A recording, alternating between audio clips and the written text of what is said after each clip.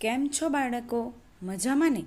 કૌશલ વિદ્યા ભવન તરફથી હું વૈશાલી પટેલ આપનું હાર્દિક સ્વાગત કરું છું.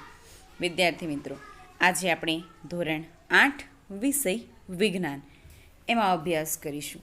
અગાઉ આપણે 15 પ્રકરણ ભણી ચૂક્યા છીએ. આજે 16મું પ્રકરણ, નવું પ્રકરણ પ્રકાશ એટલે કે લાઇટ, એના વિશે અભ્યાસ કરીશું. ફટાફટ તમારી ટેક્સ્ટ બુક તમારી સામે રાખો. ઓકે, જોઈએ. દુનિયાને આપણે મુખ્યત્વે આપણી ઇન્દ્રિયોથી ઓળખીએ છીએ. ઇન્દ્રિયોમાં દ્રષ્ટિ જે છે એક સૌથી મહત્ત્વનું ઇન્દ્રિય એટલે કે સેન્સ ઓર્ગન છે.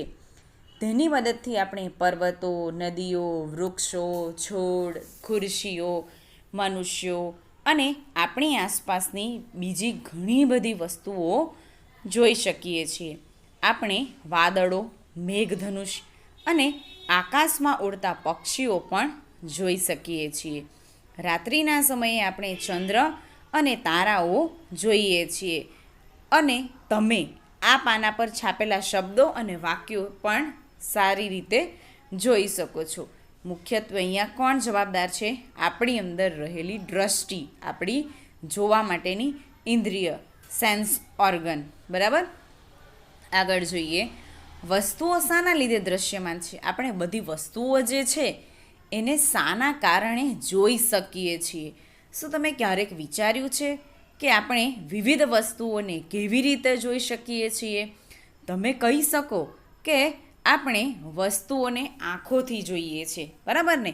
બધાનો જવાબ એક જ હશે કે આપણે વસ્તુઓને કઈ રીતે? તો કે આંખો દ્વારા જોઈએ છીએ. પરંતુ શું તમે અંધારામાં કોઈ વસ્તુને જોઈ શકો છો?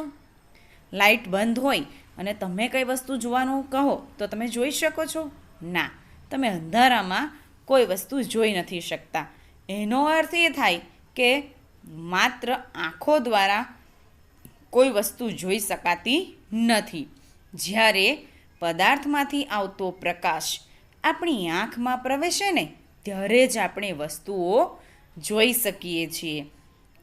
આ પ્રકાશ જે છે એ વસ્તુઓ દ્વારા પરાવર્તિત થયેલો હોય અથવા એમાં ઉત્સર્જિત થયેલો હોય છે ત્યારે જ આપણે વસ્તુઓ જોઈએ છીએ. 7મા ધોરણમાં તમે શીખ્યા છો કે પોલિશ એટલે ચકચકિત કરેલી જે તકતી જે છે, ચળકતી જે સપાટી જે છે, એક અરીસાની જેમ વર્તે છે. અરીસો એના પર આવતા આપાત થતા પ્રકાશની દિશા બદલે છે.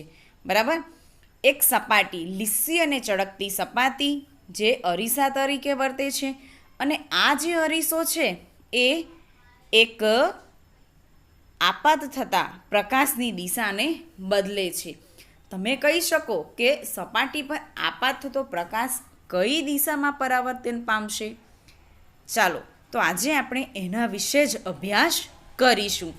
જોઈએ. પહેલાં તો આપણે પરાવર્તનના નિયમો, લો ઓફ રિફ્લેક્શન, એના માટે એક પ્રવૃત્તિ આપી છે. જોઈએ. સર્વપ્રથમ તમારે શું કરવાનું કે એક સફેદ કાગળનો ટુકડો એને ડ્રોઈંગ બોર્ડ કે ટેબલ પર લગાવવાનો. એક કાંસકો લો અને તેના મધ્ય ભાગ સિવાયના બધા જ દાંતા બંધ રાખો. એટલે સાઈડ પરના બધા દાંતા બંધ કરી દેવાના, ખાલી મધ્ય ભાગનો જે એનો ભાગ છે એને તમારે ખુલ્લો રાખવાનો. આ હેતુ માટે તમે કાળા કાગળની એક પટ્ટી પણ લઈ શકો. એટલે કાંસકાનો આગળનો અને પાછળનો ભાગ બંધ કરવા માટે તમે એક કાળો કાગળ પણ લઈ શકો છો.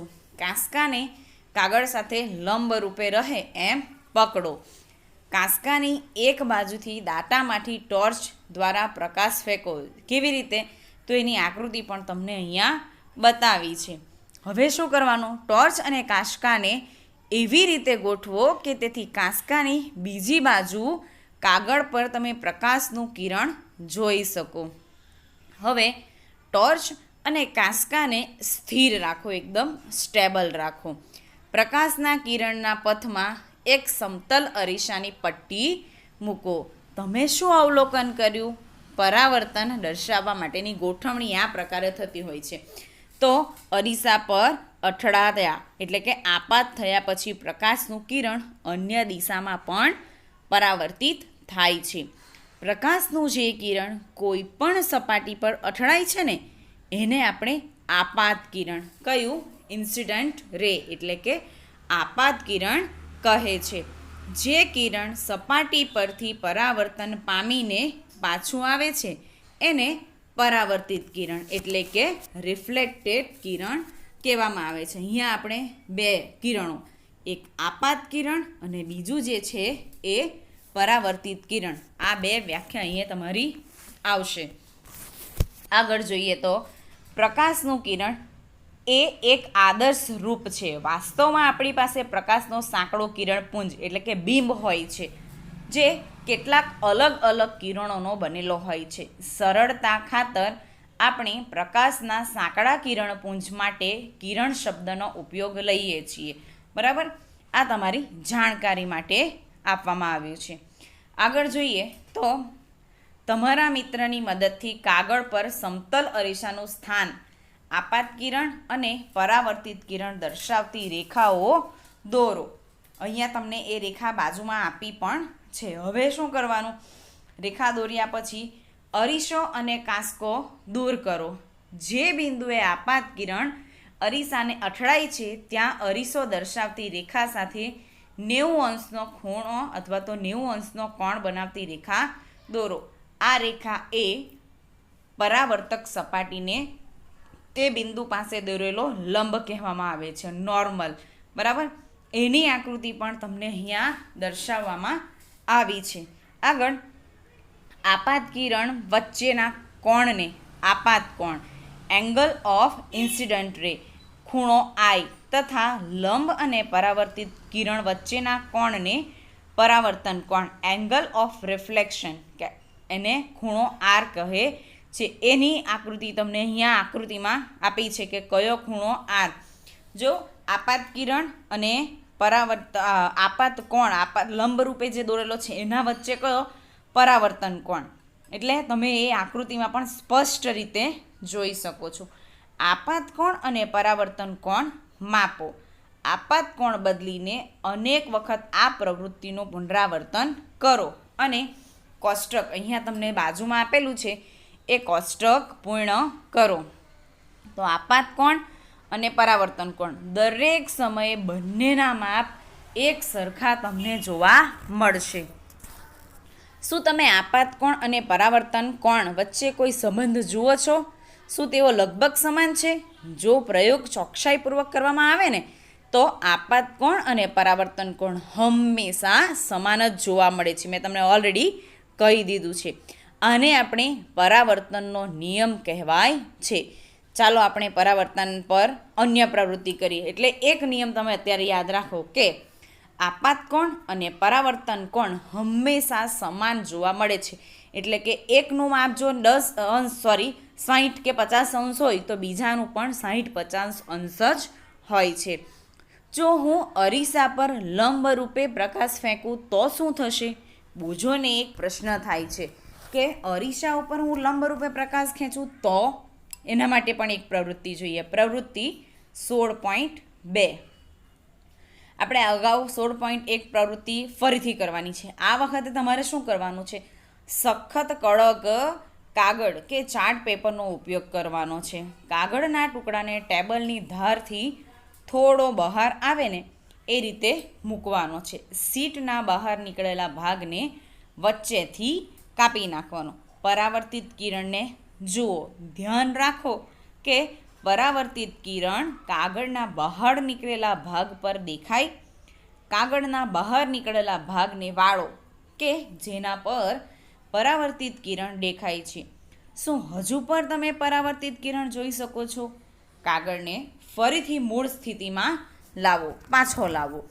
ફરીથી પરાવર્તિત કિરણ જોઈ શકો છો. તમે શું અનુમાન કરો?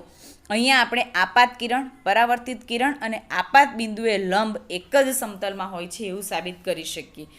એની આકૃતિ પણ તમે ઇઝીલી અહીંયા આપી છે એ તમે જોઈ શકો છો.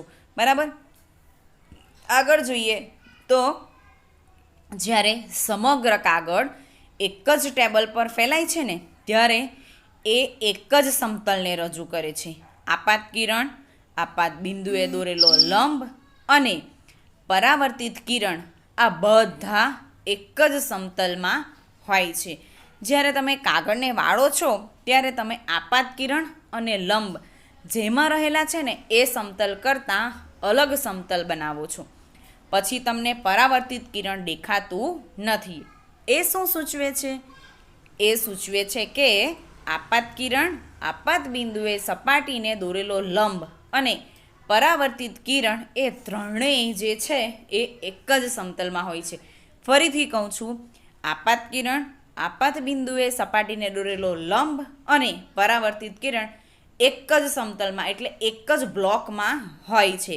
આ એનો બીજો નિયમ છે પરાવર્તનનો. પહેલો નિયમ શું જોયો આપણે? તો કે આપાત કોણ અને પરાવર્તન કોણ હંમેશા સમાન જોવા મળે છે. અને બીજો નિયમ છે આપાત કિરણ આપાત બિંદુ અને સપાટીએ જે આપણે લંબ દોરીએ છીએ એ અને પરાવર્તિત કિરણ એ ત્રણેય એક જ સમતલમાં આવેલા છે, જે આપણો બીજો નિયમ છે. આગળ જોઈએ તો ટોર્ચને પ્રકાશના ઉદ્ગમ તરીકે લેવાના બદલે સૂર્યને પ્રકાશના ઉદ્ગમ તરીકે લઈને પહેલી અને બુજોએ વર્ગખંડની બહાર ઉપરની પ્રવૃત્તિ કરી. તમે પણ સૂર્યને પ્રકાશના ઉદ્ગમ તરીકે લઈ શકો છો અને આ પ્રવૃત્તિ કરી શકો છો. આ પ્રવૃત્તિઓને કિરણ વર્ણરેખા ઉપકરણનો ઉપયોગ કરીને પણ કરી શકાય છે. NCERT દ્વારા તૈયાર કરેલી કીટમાં આ ઉપલબ્ધ છે.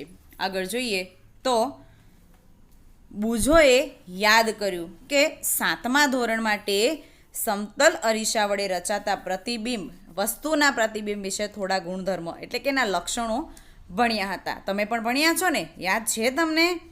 એ ગુણધર્મો તેને યાદ કરાવવા પહેલીએ પૂછ્યું, શું પ્રતિબિંબ સીધું હતું કે ઉલટું? શું તે વસ્તુના કદ જેટલા જ કદનું હતું? અરીસા આગળ જેટલા અંતરે વસ્તુ હતી એટલા જ સમાન અંતરે અરીસાની પાછળ પ્રતિબિંબ દેખાતું હતું? શું પ્રતિબિંબને પડદા પર મેળવી શકાતું હતું? નીચે જણાવ્યા પ્રમાણે ચાલો આપણે સમતલ અરીસા વડે રચાતા પ્રતિબિંબ વિશે વધુ થોડી સમજણ મેળવીએ. એના માટે પણ એક પ્રવૃત્તિ છે. જોઈએ પ્રવૃત્તિ 16.3. શું કરવાનું છે એમાં? તો સમતલ અરીસા PQની સામે પ્રકાશનું એક ઉદ્ગમ O મૂક્યું છે. બે કિરણો OA અને OC એના પર આપાત થાય છે. એની આકૃતિ પણ તમને અહીંયા દર્શાવી છે.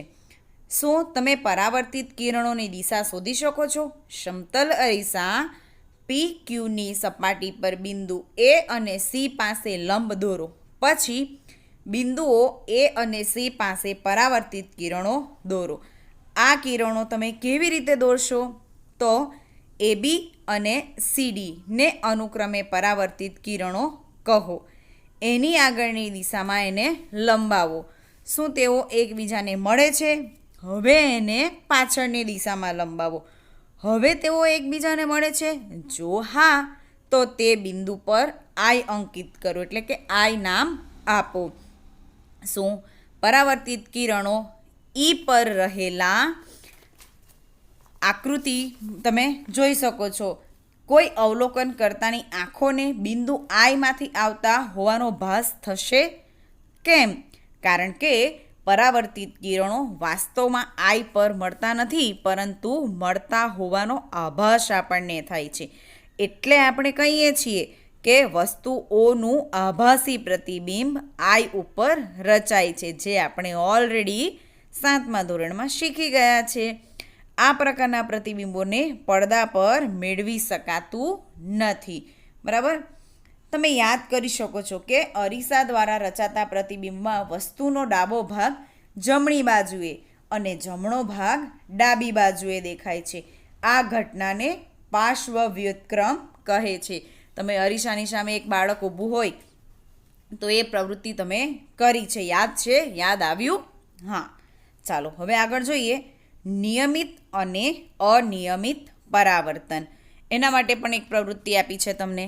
આકૃતિ 16.6 એમાં દર્શાવ્યા પ્રમાણે અનિયમિત સપાટી પર સમાંતર કિરણો આપાત થાય છે. એમ વિચારો યાદ રાખો કે પરાવર્તનના નિયમો સપાટી પરના દરેક બિંદુ માટે માન્ય છે. વિવિધ બિંદુઓ પર પરાવર્તિત કિરણો રચવા આ નિયમોનો ઉપયોગ કરો. શું પરાવર્તિત કિરણો એકબીજાને સમાંતર છે? તમે જોશો કે આ કિરણો જુદી જુદી દિશામાં પરાવર્તિત થાય છે. અહીંયા આકૃતિમાં તમે અનિયમિત સપાટી પર આપાત સમાંતર કિરણો અને નિયમિત સપાટી પર થતા આપાત કિરણો જોઈ શકો છો. હવે જ્યારે બધા સમાંતર કિરણો સમતલ સપાટીથી પરાવર્તન થયા પછી સમાંતર હોતા નથી, તો પણ આવા પરાવર્તનને વિખેરાયેલું કે અનિયમિત પરાવર્તન કહે છે. યાદ રાખો કે વિખેરાયેલું પરાવર્તન એ પરાવર્તનના નિયમોની નિષ્ફળતાને કારણે નથી, એ કાર્ડબોર્ડ જેવી પરાવર્તક સપાટીની અનિયમિતતાને કારણે છે. એટલે કે જે કાર્ડબોર્ડ હોય એની સપાટી ખરબચડી હોય ને, એના કારણે આ વસ્તુ અનિયમિત આપણને જોવા મળતી હોય છે. એની બીજી બાજુ અરીસા જેવી લીસી સપાટી દ્વારા થતું પરાવર્તન એ નિયમિત પરાવર્તન કહેવાય છે. એની આકૃતિ પણ તમે જોઈ શકો છો. નિયમિત પરાવર્તન વડે પ્રતિબિંબો રચાય છે, બરાબર. અનિયમિત પરાવર્તન વડે રચાતું નથી. આગળ જોઈએ તો શું આપણે બધી વસ્તુઓને પરાવર્તન પ્રકાશના કારણે જોઈ શકીએ છીએ? તો તમારી આસપાસ લગભગ બધી જ વસ્તુઓ તમને પરાવર્તિત પ્રકાશના કારણે જ દેખાય છે. ઉદાહરણ તરીકે ચંદ્ર એ સૂર્યમાંથી પ્રાપ્ત પ્રકાશને પરાવર્તિત કરે છે. આ રીતે આપણે ચંદ્રને જોઈ શકીએ છીએ. જેવી વસ્તુઓ બીજી વસ્તુઓના પ્રકાશમાં ચમકે છે ને, એમને પરપ્રકાશિત વસ્તુઓ કહે છે. શું તમે આવી અન્ય વસ્તુઓના નામ આપી શકો છો? હા, એવા ઘણી વસ્તુઓ છે જે પરપ્રકાશિત છે. થોડી એવી વસ્તુઓ છે કે જે સ્વયં પ્રકાશિત એટલે કે સ્વયં પ્રકાશ ઉત્સર્જિત કરે છે, જેમ કે સૂર્ય, આગ, મીણબત્તીની જ્યોત અને વિદ્યુત બલ્બ. એમનો પ્રકાશ આપણી આંખ ઉપર સીધો પડે છે. જે વસ્તુનો પોતાનો પ્રકાશ ઉત્સર્જિત કરે છે તેને આપણે સ્વયં પ્રકાશિત વસ્તુઓ કહીએ છીએ. અહીંયા તમે તફાવત જોઈ શકો છો કે સ્વયં પ્રકાશિત અને પરપ્રકાશિત, બરાબર. ચાલો, મારા મનમાં એક પ્રશ્ન છે. જો પરાવર્તિત કિરણો અન્ય અરીસા પર આપાત થાય તો શું તે ફરીથી પરાવર્તિત થશે? બુજાને પ્રશ્ન થાય છે. તો ચાલો એના વિશે ફરીથી આપણે જોઈએ. પરાવર્તિત પ્રકાશને ફરીથી પરાવર્તિત કરી શકાય છે? તો એના માટે આપણે ચર્ચા કરીએ. છેલ્લે તમે જ્યારે હેર ડ્રેસરની મુલાકાત લીધેલી તે યાદ કરો. એટલે જ્યારે તમે તમારા હેર કટિંગ કરવા બાર્બરને ત્યાં જાઓ છો, એ તમે યાદ કરો. એ તમને અરીસાની આગળના ભાગમાં બેસાડે છે. તમારા વાળ કાપવાનું કાર્ય પતી જાય ને પછી એ તમારા વાળ કેવા કપાયા છે એ બતાવવા તમારી પાછળ એક અરીસો પકડે છે. શું તમને ખબર છે તમારા માથાના પાછળના વાળ તમે કેવી રીતે જોઈ શકતા હતા? પહેલીને યાદ આવ્યું કે 6થા ધોરણમાં વિસ્તૃત પ્રવૃત્તિ રૂપમાં એણે પેરિસ્કોપ બનાવ્યું હતું. પેરિસ્કોપમાં 2 સમતલ અરીસાનો ઉપયોગ કરવામાં આવે છે. શું તમે સમજાવી શકો છો 2 અરીસાના પરાવર્તનથી તમે કઈ રીતે વસ્તુ જોઈ શકો છો જે તમે સીધી જોઈ શકતા નથી? પેરિસ્કોપનો ઉપયોગ સબમરીન, ટેન્ક તથા બંકરોમાં છુપાયેલા સૈનિકો દ્વારા બહારની વસ્તુઓને જોવા માટે કરવામાં આવે છે. એટલે શું થાય કે 2 અરીસો હોય તો એક અરીસા ઉપર પ્રતિબિંબ પડે, એનું પ્રતિબિંબ બીજા અરીસા ઉપર પડે અને બીજા અરીસા ઉપર પડ્યા પછી એ આપણી આંખો ઉપર પડતું હોય છે અને એ રીતે આપણે જે તે વસ્તુઓ જોઈ શકીએ છીએ. બરાબર, સમજાયું તમને? આગળ છે ગુણક પ્રતિબિંબો. એના વિશે ચર્ચા કરીએ તો સમતલ અરીસો વસ્તુનું એક જ પ્રતિબિંબ રચે છે, જેનાથી તમે માહિતગાર છો. જો 2 સમતલ અરીસાઓનું સંયોજન ઉપયોગમાં લઈએ તો શું થશે? ચાલો આપણે એના વિશે પણ જોઈએ. એના માટે પણ આપણે એક પ્રવૃત્તિ જોઈએ. પ્રવૃત્તિ છે 16.5. એમાં શું કરવાનું છે તો 2 સમતલ અરીસા લેવાના છે. એમની ધાર એકબીજાને સ્પર્શે એવી રીતે એકબીજા સાથે 90 અંશના કોણ બનાવે એ રીતે તેને ગોઠવવાની છે. એની આકૃતિ પણ અહીંયા તમને દર્શાવી છે. એ રીતે તમે ગોઠવી શકો છો. તેમને જોડવા માટે તમે કોઈ ટેપનો ઉપયોગ કરી શકો છો.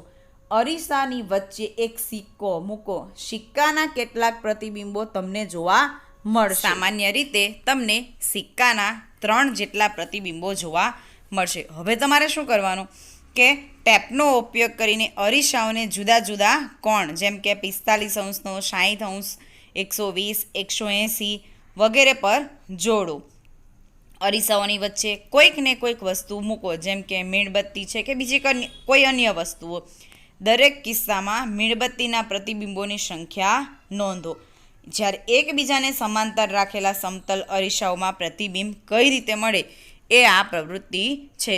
શું તમે હવે સમજાવી શકો છો કે હેર ડ્રેસરની દુકાને તમારા માથાની પાછળ તમે કેવી રીતે જોઈ શકો છો? તો કે એકબીજા સાથે કોઈક ખૂણે રાખેલા અરીસાઓ દ્વારા અનેક પ્રતિબિંબો રચવાની ધારણાઓનો ઉપયોગ કરીને કેલિડોસ્કોપમાં સંખ્યાબદ્ધ ભાતો બતાવવા માટે કરવામાં આવતું હોય છે. એવી જ રીતે પેલો બાર્બર પણ આપણને બતાવતો હોય છે. તમે તમારી જાતે પણ કેલિડોસ્કોપ બનાવી શકો છો. હવે કેલિડોસ્કોપ કેવી રીતે બનાવી શકાય છે તો એના વિશે જોઈએ. એના માટેની પ્રવૃત્તિ છે કેલિડોસ્કોપ પ્રવૃત્તિ 16.6. કેલિડોસ્કોપ બનાવવા માટે અરીસાની લગભગ 15 સેન્ટીમીટર લાંબી અને 4 સેન્ટીમીટર જેટલી પહોળી 3 લંબચોરસ આકારની પટ્ટીઓ લેવાની છે. એક પ્રિઝમ બનાવવા માટે એમને આકૃતિ 16.12 જે બતાવી છે એ અનુસાર એને જોડવાની છે. એમને વર્તુળાકાર કાર્ડબોર્ડની નળીમાં એક જાડા ચાર્ટ પેપરની નળીઓ લગાવવાની છે. ધ્યાન રાખજો કે ટ્યુબ અરીસાની પટ્ટીઓની થોડી વધારે લંબાઈની હોવી જોઈએ. એટલે જે ટ્યુબ છે એ અરીસાની જે પટ્ટી છે એના કરતાં થોડી લાંબી હોવી જોઈએ. ટ્યુબના એક છેડાને મધ્યમાં છિદ્ર હોય એવી કાર્ડબોર્ડની તકતી વડે બંધ કરો, જે છિદ્ર વડે તમે જોઈ શકો છો. બરાબર. પછી તકતીને ટકાઉ બનાવવા માટે નીચે એની પારદર્શક પ્લાસ્ટિકની સીટ ચોંટાડી દેવાની. ટ્યુબના બીજા છેડા પર સમતલ કાચની એક વર્તુળાકાર પ્લેટ અરીસાને સ્પર્શે એવી રીતે જોડો. એ પણ તમને અહીંયા આકૃતિમાં બતાવ્યું છે.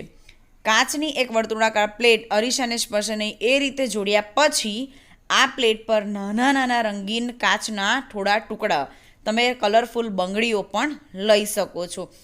ત્યાર પછી એની અંદર મૂકવાના છે, રાખવાના છે. ટ્યુબના આ છેડાને લીસા કરેલા એટલે કે ઘસેલા કાચની પ્લેટથી બંધ કરો.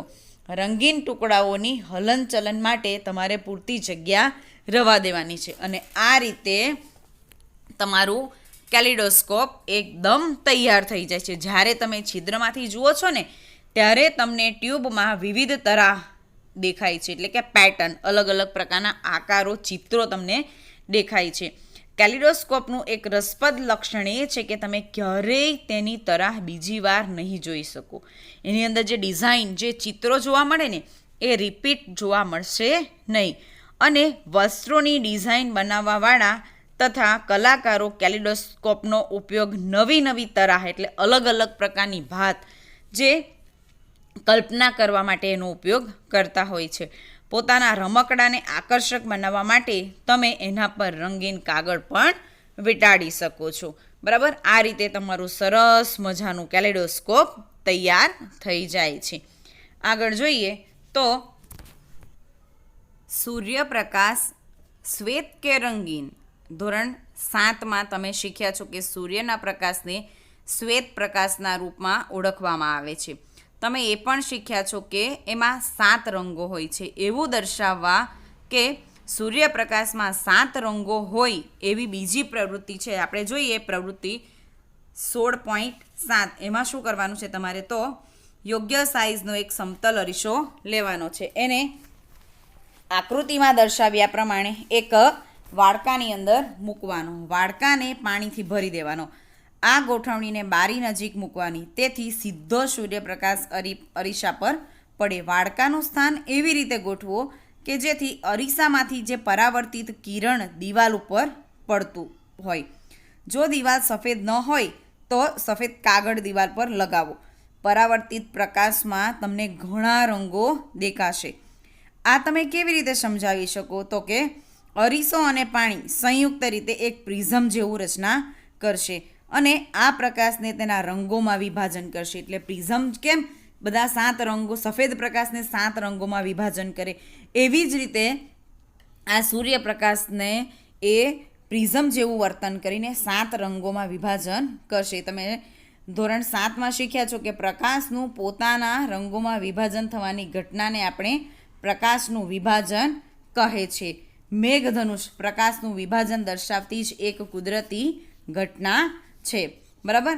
હવે આગળ જોઈએ તો આપણી આંખોની અંદર શું છે, તો એના માટે પણ આપણે ચર્ચા કરીએ.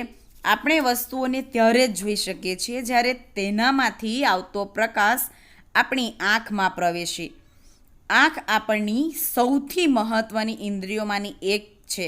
એટલે આપણા જે સેન્સ ઓર્ગન છે એમાં સૌથી ઇમ્પોર્ટન્ટ આપણી આંખ છે. તેથી એના બંધારણ અને કાર્યને સમજવું આપણા માટે ખૂબ મહત્ત્વનું છે. આપણી આંખનો આકાર લગભગ ગોળાકાર છે. તમને બધાને ખબર છે આંખનું બહારનું આવરણ સફેદ છે, તે સખત હોય છે. તેથી તે આંખના અંદરના ભાગોને અકસ્માતોથી બચાવી શકે છે. એના આગળના પારદર્શક ભાગને આપણે કોર્નિયા કહીએ છીએ. એની આકૃતિ તમને અહીંયા દર્શાવેલી છે. કોર્નિયાને આપણે એક ઘેરા રંગનું સ્નાયુનું બનેલું બંધારણ જોવા મળે છે, જેને આપણે આઇરિસ એટલે કે કનિકા, ઇરિસ તરીકે પણ ઓળખીએ છીએ.